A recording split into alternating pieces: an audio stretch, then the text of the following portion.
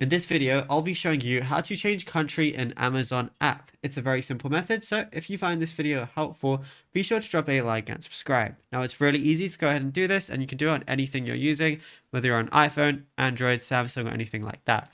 So the first thing you want to do is open up your Amazon application. You're going to be brought to your home screen. On the bottom, the second tab you should see is your user profile tab.